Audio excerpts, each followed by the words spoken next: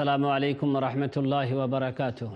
আলহামদুলিল্লাহ আলহামদুলিল্লাহিল্লাযী হাদানা লিহাযা ওয়া মা কুন্না লিনাহতাদিয়া লাউলা আন হাদানাল্লাহ ওয়া আশহাদু আল লা ইলাহা ইল্লাল্লাহু ওয়াহদাহু লা শারীকা লাহু ওয়া আশহাদু আন্না মুহাম্মাদান আবদুহু ওয়া রাসূলুহু আম্মা বা'দ। আউযু বিল্লাহি মিনাশ শাইতানির রাজীম। ওয়া লা তাকতুমুশ শাহাদাতা ওয়া মান ইয়াকতুমহা ফাইন্নাহু আতিমুন কলবুহু। যে বিষয় নিয়ে আমি আপনাদের সামনে উপস্থিত হয়েছি তা হচ্ছে জীব সম্পর্কে কিছু কথা আলোচনা করা। এই জীব দিয়ে ভালো কাজও করা হয়, মন্দ কাজও করা হয়। এই জীব দিয়ে আমরা যে অন্যায় কাজগুলো করি, যা কোরআন হাদিসে আমাদেরকে নিষেধ করা হয়েছে এবং আমাদেরকে এই জীবের হিফাজত করতে বলা হয়েছে, সেই সম্পর্কে দুটি কথা আপনাদের সামনে পরিবেশন করবে ইনশাআল্লাহ তাআলা। পূর্বে আমরা আলোচনায় শুনে হব যে এই জীবকে মিথ্যা সাক্ষ্য দেওয়া থেকে হেফাজত করতে হয়। যদি মিথ্যা সাক্ষ্য দেওয়া হয় তাহলে তার শাস্তি কী কোরআনে এবং হাদিসে তা আমাদেরকে জানানো হয়েছে। যেমন মিথ্যা সাক্ষী দিতে হয় না, অনুরূপ সত্য সাক্ষ্য গোপন করতে হয় না। আপনি চোখের সামনে কোনো একটা কাজ হতে দেখেছেন, কোনো একটা অন্যায় হতে দেখেছেন, এখন আপনি যদি সাক্ষী না দেন তাহলে এই লোকটা কালকে আদালতে বা কোর্টে তার জিনিসকে প্রমাণ করতে পারবে না। আপনি কিন্তু তার সাক্ষী বা আপনি সত্যিকারের জানেন জিনিসটা, এখন সে আপনাকে এসে বলছে ভাই কালকে আপনি আমার হয়ে সাক্ষী দেন, যেহেতু আপনি দেখেছেন, সত্য সাক্ষী, কিন্তু আপনি সাক্ষী দেবেন না। তো এটাও যেমন মিথ্যা সাক্ষী দেওয়া অপরাধ, তেমনি সত্য সাক্ষীকে গোপন করাও অপরাধ। কারণ আল্লাহ তাআলা কোরআনের মধ্যে বলছেন ওয়ালা তাকতুমুশ শাহাদা, তোমরা সত্য সাক্ষীকে গোপন করো না। ওয়া মান ইয়াকতুমহা ফাইন্নাহু আতিমুন কলবুহু, যে সত্য সাক্ষীকে গোপন করে জেনে রেখে দিও তার মন বড় পাপী। এই আয়াত সূরা বাকারার মধ্যে রয়েছে, যেখানে আমাদেরকে সত্য সাক্ষী গোপন করা থেকে নিষেধ করা হয়েছে। আল্লাহ রাব্বুল আলামিন আরো বলেছেন ওমান আযলামু মিম্মান কাতাবা শাহাদাতান ইনদাহু মিনাল্লাহ ওয়া মাল্লাহু বিগাফিলিন আম্মা তা'মালুন। তার থেকে বড় অপরাধী বা জালিম আর কে হতে পারে যে সত্য সাক্ষীকে গোপন করে। সত্য সাক্ষীকে যে গোপন করে তার থেকে বড় জালিম আর কেউ হয় না। ওয়া মাল্লাহু বিগাফিলিন আম্মা তা'মালুন। প্রত্যেক বান্দার এ কথা জেনে রাখা দরকার যে বান্দারা যা কিছু করে তাদের সমস্ত কিছু কর্ম সম্পর্কে আল্লাহ কিন্তু গাফেল নন, আল্লাহ উদাসীন নন। আমাদের সমস্ত কর্ম সম্পর্কে মহান আল্লাহ রাব্বুল আলামিন সব কিছু জানেন এবং সব কিছুর খবর তিনি আল্লাহ রাব্বুল আলামিন রাখেন। তাই এখানে তাকে জালেম হিসাবে আখ্যায়িত করা হয়েছে বা বড় জালেম বলা হয়েছে সেই লোকটিকে যে সত্য সাক্ষী গোপন করে। তো ভাইরা, আমার কথা হচ্ছে মিথ্যা সাক্ষী দেওয়া নিষেধ, সত্য সাক্ষী গোপন করাও নিষেধ। এই যে মিথ্যা সাক্ষী আমরা দেই, এই মিথ্যা সাক্ষী দেওয়ার কারণে কি কি ক্ষতি আমাদের সামনে আসে। এক নম্বরের ক্ষতি যেটা আমরা লক্ষ্য করি মিথ্যা সাক্ষী দেওয়ার কারণে, সেটা হচ্ছে যে বিচারককে সত্য বিচার করা থেকে বিরত রাখা হয় এই মিথ্যা সাক্ষী দেওয়ার কারণে। একজন কাজী বিচার করবে আমার আর আপনার, সে একজন মানুষ, সে একজন মানুষ হিসাবে আমাদের যে বিচার সে করবে, তার বিচারের পদ্ধতি হবে কি যে সে ডকুমেন্টস এবং দলিলের ভিত্তিতে বিচার করবে। আমরা সবাই জানি যখন কেউ কোনো অভিযোগ আদালতে পেশ করে তখন আদালতের শরীয়তি পদ্ধতি হচ্ছে এই যে যে অভিযোগ পেশ করবে তাকে দলিল পেশ করতে হবে। বিশ্বনবী মুহাম্মদ রাসূলুল্লাহ সাল্লাল্লাহু আলাইহি সাল্লাম বলছেন আল বায়্যিনাতু আলাল মুদ্দাই ওয়াল ইয়ামিনু আলা মান আনকারা। যে দাওয়া করেছে, যে অভিযোগ করেছে তাকে দলিল পেশ করতে হবে। মানে আপনি আমার ওপরে অভিযোগ করেছেন যে আমি চুরি করেছি, এখন আপনাকে দলিল পেশ করতে হবে আদালতে যে আসলেই আমি চুরি করেছি। হয় আপনার কাছে কোনো ডকুমেন্টস থাকবে, কোনো পেপার থাকবে, কোনো কাগজ থাকবে, কিছু থাকবে যেটার ভিত্তিতে আপনি প্রমাণ করতে পারবেন যে আমি চুরি করেছি। না হয় আপনার কেউ সাক্ষী হবে, কেউ হয়তো আমাকে চুরি করতে দেখেছে, সেই লোকটি আপনার হয়ে কালকে আদালতে গিয়ে বলবে যে হ্যাঁ আমি দেখেছি সে চুরি করেছে। এখন হয় আপনি দলিল দেবেন, নিয়ে বলবেন যে ওই সাক্ষী যে ও চুরি করেছে, তাহলে এই সাক্ষীর ভিত্তিতে কাজী আমার বিচার করবে। আর না হয় আপনি যখন প্রমাণ দিতে পারবেন না, তখন যার উপরে আপনি অভিযোগ করেছেন সেই লোকটি কসম খেয়ে বলবে যে আমি আল্লাহর কসম করে বলছি আমি চুরি করিনি। এটা হচ্ছে শরীয়তি নিয়ম বা শরীয়তি পদ্ধতি। আল্লাহ নবী বললেন আল ইয়ামিনু আলাল মুদ্দাই, যে দাওয়া করেছে, যে অভিযোগ করছে সে দলিল পেশ করবে, আর যে অস্বীকার করবে তাকে কসম খেতে হবে। যখন আপনি দলিল পেশ করতে পারবেন না তখন সেই ব্যক্তি কসম খাবে যে আমি চুরি করিনি। এখন কথা হচ্ছে আপনি মিথ্যা সাক্ষী দিয়ে বললেন যে হ্যাঁ আমি দেখেছি সে চুরি করেছে। এই মিথ্যা সাক্ষী দেওয়ার কারণে কাদি সে কিন্তু সঠিক বিচার আর করতে পারলো না, বরং আপনার সাক্ষীর ভিত্তিতেই বিচারটা হয়ে গেল। অতএব একজন যে দোষী নয় প্রকৃতপক্ষে সে কিন্তু দোষী সাব্যস্ত হয়ে গেল এবং তার হয়তো জেল জরিমানা হয়ে গেল। আপনার সাক্ষী দেওয়ার কারণে একজন মানুষের জেল জরিমানা হয়ে গেল এবং একজন বিচারককে আপনি সঠিক বিচার থেকে বিরত রাখলেন। বিশ্বনবী মুহাম্মদুর রাসূলুল্লাহ সাল্লাল্লাহু আলাইহি সাল্লাম হাদিসের মধ্যে বললেন ইন্নামা আনা বাশারুন, আমি একজন মানুষ, ওয়া আনতুম তাখতাসিমুনা ইলাইয়া, আর তোমরা বিচার নিয়ে বিবাদ নিয়ে আমার কাছে মীমাংসা করতে আসো। ওয়ালা আল্লাহ বা'দুকুম আল্লাহানা বিহুজ্জাতিহি মিনাল আখার ফাআকদি বিহাসবে বা বিনাহবে মা আসমাউ। আমি একজন মানুষ আর তোমরা তোমাদের বিবাদ বা তোমাদের ঝগড়াঝাটির মীমাংসা করার জন্য আমার কাছে আসো। তোমাদের মধ্যে কেউ এমনও আছে কথাই খুব পটু হয়, খুব চিকন কথা বলতে পারে, দ্রুত গতিতে জবান চলে, ছুরির মতন তাদের জবান চলে। আছে কোনো মানুষ দুনিয়াতে এমন মানুষ আছে যারা কথা বলতে খুবই পটু, গুছিয়ে সাজিয়ে এমন করে কথা বলে যাদের মিথ্যা কথা ধরা খুবই কঠিন হয়ে যায়।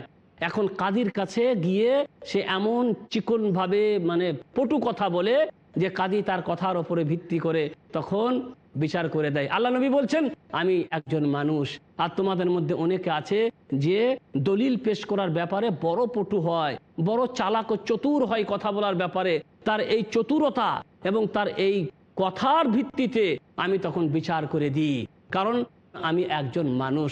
তো এখানে আল্লাহর নবী বলছেন যে একজন সাক্ষীদাতার ভিত্তিতে অন্যায় বিচারও অনেক সময় হয়ে যায়, কারণ সে কথা বলতে এত পটু হয়, কথার ব্যাপার সে এত চালাক চতুর হয় যে তার মিথ্যা ধরা পড়ে না।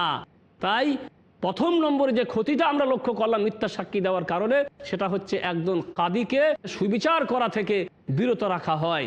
অনুরূপভাবে আল্লাহ নবী মুহাম্মদুর রাসূলুল্লাহ সাল্লাল্লাহু আলাইহি ওয়াসাল্লাম আরেকটি হাদিসের মধ্যে বললেন যে তোমরা আমার কাছে বিবাদ নিয়ে আসো, ইন্নাকুম তাখতাসিমুনা ইলাইয়া, তোমরা আমার কাছে মীমাংসা করতে আসো, কিন্তু আমি একজন মানুষ, আমি তোমাদের ওই কথার ভিত্তিতে বিচার করে দিই। অতএব এরকম বিচার যদি আমি করে দিই তাহলে দোষ কিন্তু আমার নয়, বরং দোষ হবে তার যে মিথ্যা সাক্ষী দিয়েছে। অনুরূপভাবে এই মিথ্যা সাক্ষী দেওয়ার কারণে আরও যে ক্ষতিটা আমাদের হয় সেটা হচ্ছে তার প্রতি জুলুম করা হয়, তার প্রতি জুলুম করা হয় যার হয়ে মিথ্যা সাক্ষী দেওয়া হয়। এটাও কিন্তু একটা ক্ষতির দিক, কারণ আপনি মিথ্যা সাক্ষী দেওয়ার কারণে ওই লোকটাকে ওই জিনিস আপনি পাইয়ে দিলেন যে জিনিসটা কিন্তু তার ছিল না। অতএব তার প্রতি আপনি জুলুম করলেন বা তারও আপনি ক্ষতি করলেন। যদিও বাহ্যিকভাবে দেখা যায় যে তাকে আপনি মিথ্যা সাক্ষী দিয়ে তাকে আপনি আদালতে জিতিয়ে দিলেন, মিথ্যা সাক্ষী দিয়ে তার অনাধিকারের জিনিসকে তাকে পাইয়ে দিলেন। বাহ্যিকভাবে যদিও তা দেখা যায়, কিন্তু আসলে কিন্তু আপনি তার ক্ষতি করেছেন, কারণ আপনার মিথ্যা সাক্ষী দেওয়ার কারণে সে হয়তো এমন জিনিস পেয়ে গেল যে জিনিসটা কিন্তু তার নয়, আর এটাকে আত্মসাৎ বলা হয়েছে। আর এটার কারণে ওই লোকটিকে একদিন ক্ষতিগ্রস্ত হতে হবে। যেমন মুহাম্মদুর রাসূলুল্লাহ সাল্লাল্লাহু আলাইহি সাল্লাম একটি হাদিসের মধ্যে বলছেন ইন্নামা আনা বাশারুন ওয়া আনতুম তাখতাসিমুনা ইলাইয়া ওয়ালা আল্লা বা'দুকুম আলহানা বিহুজ্জাতিহি মিন বা'দ ফামান কাদাইতু লাহু মিন হাক্কি আখিহি বিকাউলিহি ইন্নামা আনা আক্তাউ লাহু কিতআতাম মিনান নার ফালা ইয়াখুদহা। এও বুখারী মুসলিম শরীফের হাদিস। এখন ছোট্ট একটা বিরতি নিচ্ছি, সাথে থাকুন, আবার আসছি।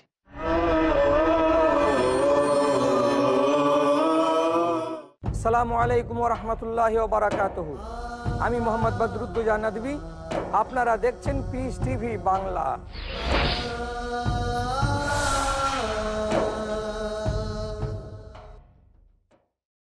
যা করছে সবার অধিকার রক্ষা। মানুষের হক যদি আত্মসাৎ করে নষ্ট করে থাকে, সেটা আল্লাহ তাআলা মাফ করবেন না। যাতে আছে সব মানুষের জন্য সম্মান। তার চরিত্রের ব্যাপারে যদি আঘাত করে কোনো কথা বলে এবং প্রচার করে, এটাও এক ধরনের অনেক বড় জুলুম। শেখ আব্দুল কাইয়ুম। যে সত্যিকার মুমিন যারা, তারা তাদের জীবনে সময়কে নষ্ট করে না।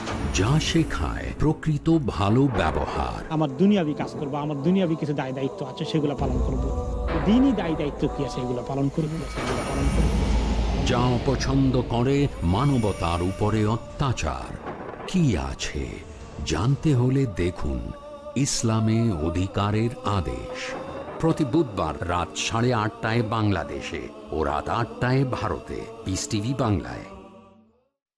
দ্বিধা, দ্বন্দ্ব, মূল্যবোধের অভাব, প্রকৃত বিশ্বাসের অভাব, অসচেতন জীবনযাপন, ধর্মকে ভুলভাবে তুলে ধরা, ধর্মীয় গ্রন্থের পরিবর্তন এবং সংস্করণ যথাযথ তথ্য পেতে সকল ক্ষেত্রে আমি সংগ্রাম করছি সত্য প্রকাশ করতে, কারণ এটা যেন আপনার অধিকার আর আমার দায়িত্ব সত্যটা বলা। দেখুন সত্য উন্মোচন প্রতি শুক্রবার থেকে বুধবার রাত 9টায় বাংলাদেশে ও রাত 8:30 ভারতে। পিস টিভি বাংলায়। অনেক বিদ্যমান এক উদ্দেশ্য, কেবলমাত্র সার্টিফিকেট অর্জন করা, এর নাম শিক্ষা নয়। আল্লাহ রাব্বুল আলামিন সর্বপ্রথম যে আয়াত নাজিল করেছেন, ইকরা বিসমি রাব্বিকাল্লাযী খালাক, তুমি পড়ো তোমার রবের নামে যিনি তোমাকে সৃষ্টি করেছেন। এক দৃষ্টি, এক আদর্শ। ইসলাম যে নারীর মর্যাদা দিয়েছে, তাদের নাম দিয়ে একটি সূরা নাজিল করেছেন। ঘরের মূল দায়িত্ব স্ত্রীর উপরই বর্তায়। আর নারীরা যখন ঘর থেকে বেরিয়ে যাবে, তখন শয়তান তার উপরে প্রভাব ফেলতে হবে। ইসলামী সমাজের গঠন। আমাদের জীবনের জন্য কি ধরনের শিক্ষা চাই, যেটা আমাদের মাঝে কাটাকাটি মারামারি নিয়ে আসবে না? কোরআন এ ব্যাপারে স্পষ্ট বলেছে, মুহাম্মদুর রাসূলুল্লাহ সাল্লাল্লাহু আলাইহি ওয়াসাল্লামের আদর্শ। যদি মনে থাকে আল্লাহকে রাজি করার ইচ্ছা, তাহলে দেখুন ইসলামের আলোকে পরবর্তী অনুষ্ঠান পিস টিভি বাংলায়।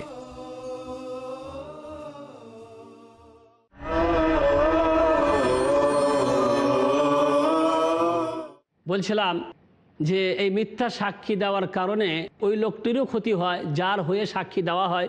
যদি আমরা বাহ্যিকভাবে তার লাভের দিকটাই দেখি, কিন্তু আসলে শরীয়তের দৃষ্টিতে সে বড় ক্ষতিগ্রস্ত হয়, কারণ তাকে মিথ্যা সাক্ষী দেওয়ার কারণে এমন জিনিস পাইয়ে দেওয়া হয় যে জিনিসটা কিন্তু তার অধিকারের থাকে না। তাই বিশ্বনবী মুহাম্মদ রাসূলুল্লাহ সাল্লাল্লাহু আলাইহি সাল্লাম বলছেন, ইন্নামা আনা বাশার, আমি একজন মানুষ। এখানে আরও দুটি কথা আমি প্রিয় দর্শকদের সামনে বলে দিচ্ছি যে হাদিসের আলোকে বিশ্বনবী মুহাম্মদ রাসূলুল্লাহ সাল্লাল্লাহু আলাইহি সাল্লাম বলছেন যে আমি তোমাদের মতো মানুষ। কোরআনেও আল্লাহ রাব্বুল আলামিন আল্লাহ নবী সম্পর্কে বলছেন, কুল ইন্নামা আনা বাশারুম মিসলুকুম ইউহা ইলাইয়া আন্নামা ইলাহুকুম ইলাহুম ওয়াহিদ। তুমি বলে দাও যে আমি তোমাদের মতনই একজন মানুষ, আমার প্রতি ওহী করা হয় যে আল্লাহ ছাড়া সত্যিকারের কোনো মাবুদ নেই। তো কোরআন এবং হাদিসের আলোকে কথা পরিষ্কার যে বিশ্বনবী মুহাম্মদুর রাসূলুল্লাহ সাল্লাল্লাহু আলাইহি ওয়াসাল্লাম আমাদেরই মতনই একজন মানুষ ছিলেন। যদিও অনেক মানুষ এ কথা বিশ্বাস করে না, কারণ আল্লাহ নবীকে জ্যোতি বা নূর হিসাবে গণ্য করে, আল্লাহ নবীকে মানুষ মনে করে না। কোরআনের আয়াত এবং বিশ্বনবী মুহাম্মদুর রাসূলুল্লাহ সাল্লাল্লাহু আলাইহি সাল্লামের উক্তি দ্বারা এ কথা প্রমাণিত হয়ে যায় যে বিশ্বনবী মুহাম্মদুর রাসূলুল্লাহ সাল্লাল্লাহু আলাইহি সাল্লাম আমাদের মতনই একজন মানুষ ছিলেন। তো আল্লাহ নবী বলছেন যে আমি একজন মানুষ, আর তোমরা তোমাদের ঝগড়া মীমাংসা করার জন্য আমার কাছে আসো। তোমাদের অনেকে দলিল প্রমাণ পেশ করার ব্যাপারে বড় পটু চালাক হয়, তখন আমি তার ওই কথার ভিত্তিতে যদি কারো বিচার ও ফাইসলা করে দিই, ফামান কাদাইতা লাহু বিহাক্কি আখিহি শাইআ বিকাউলিহি ফাইন্নামা আকতাউ লাহু কিতআতাম মিনান নার ফালা ইয়াখুযহা। আমি যদি তার কথার ভিত্তিতে ফাইসলা করে দিই এবং কারো হককে কাউকে দিয়ে দিই, তাহলে মনে করে নিও যে জাহান্নামের একটা টুকরো আমি তাকে দিলাম, ফালা ইয়াখুযহা, সে যেন তা না নেয়। মানে এ কথা মনে করলে চলবে না যে বিশ্বনবী মুহাম্মদ রাসূলুল্লাহ সাল্লাল্লাহু আলাইহি সাল্লাম যেহেতু আমার ফাইসালা করে দিয়েছেন, যেহেতু আমার বিচার করে দিয়েছেন তিনি, অতএব এই জিনিসটা আমার জন্য হালাল হয়ে গেল, তা কিন্তু হবে না। তিনি বলছেন আমি মানুষ হিসাবে তোমাদের কারো সাক্ষী দেওয়ার ভিত্তিতে আমি বিচারটা করে দিয়েছি, কিন্তু আমি বিচার করে দিলেও আসলে যদি সেটা তার প্রাপ্যের না হয়, এটা যদি তার অধিকারের না হয়, তাহলে এটা হবে জাহান্নামের একটা টুকরা। অতএব এই জাহান্নামের টুকরাকে সে যেন গ্রহণ না করে। তাহলে 2 নম্বর যে ক্ষতিটি আমরা মিথ্যা সাক্ষীর ভিত্তিতে জানতে পারলাম সেটা হচ্ছে যে এই মিথ্যা সাক্ষী দেওয়ার কারণে তারও ক্ষতি হয়ে যায় যার হয়ে আমরা সাক্ষী দিই। অনুরূপভাবে এই মিথ্যা সাক্ষী দেওয়ার কারণে তারও ক্ষতি হয় যার বিরুদ্ধে সাক্ষী দিই। কারণ এই সময় মিথ্যা সাক্ষী দেওয়ার কারণে ওর প্রতি আমি জুলুম করে ফেলি, যার বিরুদ্ধে সাক্ষী দিই সে একজন মাজলুম হিসাবে নির্বাচিত হয়ে যায়, সে একজন অত্যাচারিত হিসাবে নির্বাচিত হয়ে যায়, আর আমি জালেম এবং অত্যাচারী হয়ে যাই। আর জালিম ও অত্যাচারী হওয়ার কারণে সে হয়তো একদিন আমার জন্য বদদুয়া করবে, তার প্রতি যেহেতু জুলুম হয়ে গেল। আর এই জুলুমটা হলো আমার কারণে, আমার মিথ্যা সাক্ষীর কারণে এই জুলুমটা যেহেতু তার প্রতি হয়ে গেল, অতএব সে একদিন না একদিন আমার হয়ে বদদুয়া করতে পারে। আর মাজলুমের বদদুয়া আল্লাহর কাছে কবুল হয়ে যায়। সালাত দাওয়াতিন লা তুরাদ, 30 শ্রেণীর মানুষের দোয়া বা বদদুয়া আল্লাহ রাব্বুল আলামিন কবুল করেন, তাদের দোয়া কোনোদিন রদ হয় না। as-সাইম হাত্তা ইফতির, 1 নম্বরে হচ্ছে সেই ব্যক্তির দোয়া যে রোজা রাখা অবস্থায় আল্লাহর কাছে দোয়া করে। রোজা রাখা অবস্থায় যখন সে আল্লাহর কাছে দোয়া করে তখন তার দোয়া রদ হয় না, মহান আল্লাহ রাব্বুল আলামিন তার দোয়া কবুল করেন। 2 নম্বরে হচ্ছে আল ইমামুল আদিল, সুবিচারক যে সুবিচার করে, যে ইমাম সুবিচার ন্যায়পরায়ণ হয় তার দোয়াও আল্লাহর কাছে কবুল হয়। যখন সে দোয়া করে তখন আল্লাহ রাব্বুল আলামিন তার দোয়া কবুল করেন। ওয়া দাওয়াতুল মাজলুম, আর নির্যাতিত মাজলুমের দোয়া আল্লাহ রাব্বুল আলামিনের কাছে কবুল হয়। আল্লাহ রাব্বুল আলামিন এই দোয়াটাই আসমানের দিকে উঠিয়ে নিয়ে যান। ওয়া ইয়াফতাহু লাহা আবওয়াবুস সামা, আর এর জন্য আল্লাহ রাব্বুল আলামিন আসমানের দরজাগুলোকে খুলে দেন। ওয়া ইয়াকুলুর রব, আল্লাহ রাব্বুল আলামিন বলেন ওয়া বিইজ্জাতি লা আনসুরান্নাক ওয়ালাউ বা'দা হিন। সহিহ হাদিসের কথা, আল্লাহ রাব্বুল আলামিন তার ইজ্জতের কসম করে বলেন যে আমি অবশ্যই অবশ্যই তোমার সাহায্য করব যদিও কিছু পরে হয়। তাহলে এখানে রাসূল করিম সাল্লাল্লাহু আলাইহি ওয়াসাল্লাম বলছেন যদি কেউ মিথ্যা সাক্ষ্য দেয় তাহলে সে কারো প্রতি জুলুম করে বসে, আর মাজলুম যখন তার বিরুদ্ধে কোনো দোয়া করবে বা বদদুয়া করবে তখন তার দোয়া যে আল্লাহর কাছে কবুল হয়ে যাবে, তার দোয়া যে রদ হবে না, এটা আমরা পরিষ্কার করে বুঝতে পারতেছি। আল্লাহ রসুল সাল্লাল্লাহু আলাইহি ওয়াসাল্লাম আরও একটি হাদিসের মধ্যে বললেন যদি মিথ্যা সাক্ষীর ভিত্তিতে কারো আত্মসাৎ করে নেওয়া হয় তাহলে এটা হবে সব থেকে বড় অপরাধ এবং সব থেকে বড় গুনার কাজ হয়ে যাবে। একজন সাহাবী বলছেন ইয়া রাসূলুল্লাহ ওয়ালাউ কানা শাইয়ান ইয়াসিরা, যদি এটা সামান্য কিছু হয় তবু কি এটা বড় কাজ হয়ে যাবে, বড় অন্যায় হয়ে যাবে? আল্লাহ নবী বলছে ওয়ালাউ কানা কাদিবাম মিনাল আরাক, যদি সেটা আরাকের একটা ডালও হয় তবু এটা অন্যায় হয়ে যাবে। আরাক একটি গাছের নাম, যে গাছের দাতন হয় বা দাতন করা হয়। এই সামান্য ডালও যদি কেউ কারো আত্মসাৎ করে নেয় বা মিথ্যা সাক্ষীর ভিত্তিতে মিথ্যা কসমের ভিত্তিতে যদি কেউ কারো এইভাবে আত্মসাৎ করে নেয় তাহলে তার ঠিকানা হবে জাহান্নাম এবং তাকে একদিন জাহান্নামে যেতে হবে। সাহাবীরা বলছেন যদি এটা সামান্য কোনো জিনিসও হয় তাহলে কি এরকম হয়ে যাবে? আল্লাহ নবী বলছে যদি সামান্য কোনো জিনিসও হয়, সামান্য জিনিস আরাক গাছেরও একটা ডালও হয় তবুও তাকে এইটার কারণে জাহান্নামে যেতে হবে। তো মিথ্যা সাক্ষী দেওয়ার কারণে তারও ক্ষতি হয়ে যায় যার বিরুদ্ধে আমরা মিথ্যা সাক্ষী দিই, আর তখন সে বদদুয়া করলে এই বদদুয়া যে আল্লাহর কাছে লেগে যাবে এবং যে সাক্ষী দিয়েছে তার যে বদদুয়ার কারণে সে যে ক্ষতিগ্রস্ত হতে পারে তা আমরা পরিষ্কারভাবে জানতে পারছি বিশ্বনবী মুহাম্মদ রাসূলুল্লাহ সাল্লাল্লাহু আলাইহি সাল্লামের এই হাদিস দ্বারা।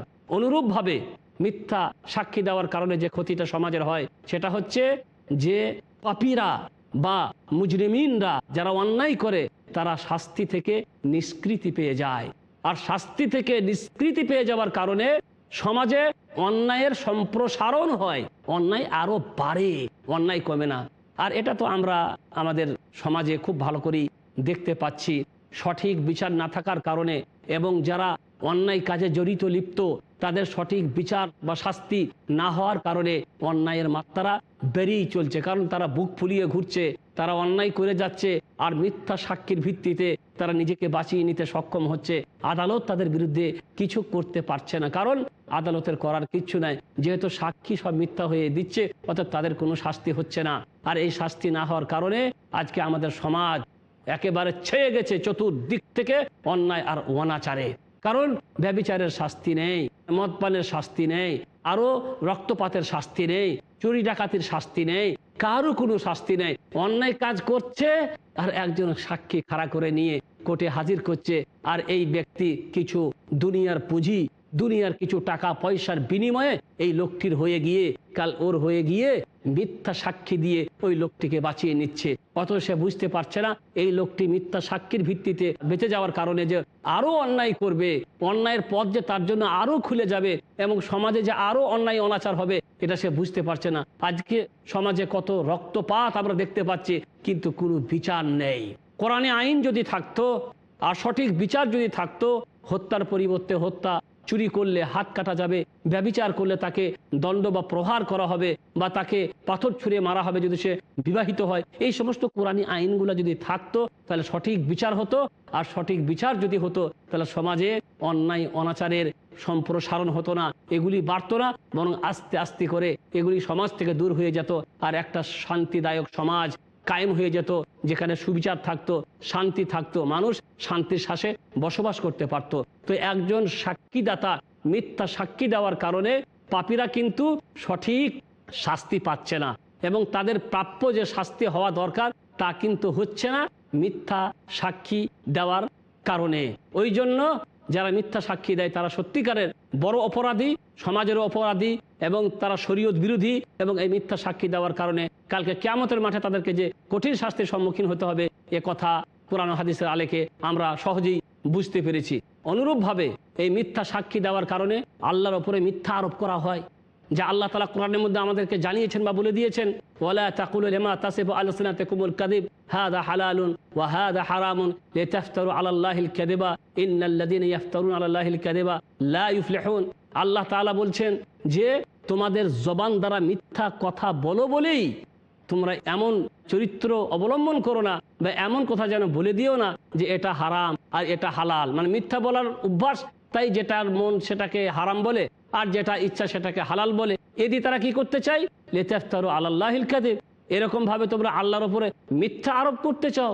ইন্নাল্লাযীনা ইফতারুনা আলাল্লাহিল কাযিব, যারা আল্লাহর উপরে মিথ্যা আরোপ করে, লা ইফলিহুন, তারা কোনোদিন সফল কাম হতে পারবে না, তারা কোনোদিন কামিয়াব হতে পারবে না। তো মিথ্যা সাক্ষী, মিথ্যা বলা, এগুলির কারণে আল্লাহ রব্বুল আলামিনের উপরে মিথ্যা আরোপ করা হয়, আর এটা অতীব বড় অপরাধ। অতএব প্রত্যেক মানুষের উচিত যে সে নিজেকে মিথ্যা বলা থেকে, মিথ্যা সাক্ষী দেওয়া থেকে বিরত রাখবে।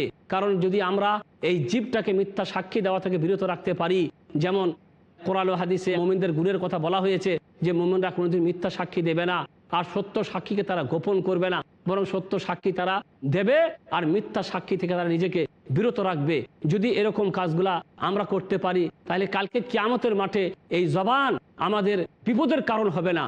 কালকে কিয়ামতের মাঠে এই জবানের কারণে আমাদেরকে জাহান্নামে যেতে হবে না। কালকে কিয়ামতের মাঠে এই জবানের কারণে আমাদেরকে আল্লাহ রাব্বুল আলামিন জান্নাত থেকে বঞ্চিত করবেন না, যদি আমরা এর হিফাজত করতে পারি। কারণ আল্লাহ নবী মুহাম্মদুর রাসূলুল্লাহ সাল্লাল্লাহু আলাইহি সাল্লাম একটি হাদিসের মধ্যে আমাদেরকে বলছেন, মাইয়াজমানুলি মা বাইনা লিহিয়াইহি ওয়া মা বাইনা রিজলাইহি আযমানু লাহুল জান্নাহ।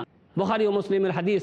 বিশ্বনবী মুহাম্মদুর রাসূলুল্লাহ সাল্লাল্লাহু আলাইহি সাল্লাম বলছেন, মাইয়াজমানুলি মা বাইনা লিহিয়াইহি ওয়া মা বাইনা রিজলাইহি আযমানু লাহুল জান্নাহ। যদি মানুষ তার দুই চোয়ালের মধ্যে যে জিনিসটা আছে তার যদি সে হিফাজত করতে পারে, ওয়া মা বাইনা রিজলাইহি, আর তার দুই পায়ের মধ্যে যে জিনিসটা আছে সেই জিনিসটা সুরক্ষণ করার দায়িত্ব যদি কেউ নেয়, আযমানু লাহুল জান্নাহ, তাহলে আমি নবী তার হয়ে জান্নাতের দাবিন হচ্ছি। মানে সে যে জান্নাতে যাবে এতে কোনো সন্দেহ নাই। আমাদের দুই চোয়ালের মধ্যে কোন জিনিসটা আছে তা আমরা পরিষ্কার করে বুঝতে পারছি। দুই চোয়ালের মধ্যে যে জিনিসটা হচ্ছে সেটা জীব। নবী বললেন যদি এই জীবের হিফাজত করার দায়িত্ব কেউ গ্রহণ করে আর দাবিন হয় যে না সে এই জীব দ্বারাই কোনো অপকর্ম করবে না, এই জীব দিয়ে সে কারো চুগলি করবে না, এই জীব দিয়ে সে মিথ্যা কথা বলবে না, এই জীব দিয়ে সে মিথ্যা সাক্ষী দেবে না, এই জীব দিয়ে আরো যত রকমের অন্যায় সাধিত হয়, এই জীব দিয়ে যত অন্যায় কাজ করা হয়, এই সমস্ত অন্যায় কাজ থেকে সে জীবের হিফাজত করবে, এরকম জামিন যদি কেউ হয়, এরকম দায়িত্ব যদি কেউ গ্রহণ করে, তাহলে আমি নবী তার হয়ে কালকে জান্নাতে যাওয়ার দায়িত্ব গ্রহণ করব, আমি জামিন হব, সে অবশ্যই অবশ্যই জান্নাতে যেতে পারবে। ওয়া মা বাইনা রিজলাইহি, আর দুই পায়ের মধ্যে কি জিনিসটা আছে তা আমরা বুঝতে পারছি। দুই পায়ের মধ্যে আছে আমাদের লজ্জাস্থান। যদি আমরা পুরুষ হই বা নারী হই, সকলেই মিলে যদি আমরা নিজের নিজের লজ্জাস্থানের হিফাজত করি, তাহলে ব্যভিচার সম্প্রসারণ হবে না, সমাজে ব্যভিচার হবে না। আর সমাজে যখন ব্যভিচার হবে না তখন সমাজ একটা শান্তির সমাজ হিসাবে গঠিত হয়ে যাবে। আর যখন শান্তির সমাজ হিসাবে গঠিত হয়ে যাবে তখন আমাদের পারিবারিক অবস্থা, সামাজিক অবস্থা সব দিক দিয়ে আমরা উন্নত হয়ে যাব। যা অন্যান্য দেশে আমরা দেখতে পাই, যেখানে কোরআনে আইন আছে, যেখানে ব্যভিচারের বিচার আছে, যেখানে মদপানের বিচার আছে, যেখানে হত্যার বিচার আছে, যেখানে মিথ্যা বলার বিচার আছে, বা যেখানে মিথ্যা সাক্ষী দেওয়ার বিচার আছে, এগুলি যে দেশে আছে সেই দেশকে আমরা দেখি বড় শান্তির দেশ। সেখানে হানাহানি নেই, মারামারি নেই, কাটাকাটি নেই, বিদ্বেষ নেই, হিংসা নেই, কোনো কিচ্ছু নেই। সকলে নিজের নিজের কাজ করে আর খায় এবং সকলেই শান্তিতে বসবাস করতে আছে। এবং সেখানে সেখানে ব্যভিচার হতে দেখা যায় না, যেখানে সেখানে যার মন তাই যে যা করবে, স্বেচ্ছাচারিতা ইত্যাদি কোনো কিছুই সেখানে দেখা যায় না। কেন? কারণ সেখানে কোরআনের আইন আছে। নবী বলছেন, যদি কেউ লজ্জাস্থানের হিফাজতের দায়িত্ব দেয়, তাহলে আমি নবী তার হয়ে জান্নাতে যাওয়ার দায়িত্ব নিচ্ছি, সে অবশ্যই জান্নাতে যাবে। আল্লাহ রাব্বুল আলামিনের কাছে দোয়া করি, আল্লাহ রাব্বুল আলামিন যেন আমাদেরকে জীবের হিফাজত করার তৌফিক দান করেন। ওয়া সাল্লাল্লাহু আলা নবিয়িনা মুহাম্মদ ওয়া আলা আলিহি ওয়া সাহবিহি আজমাইন।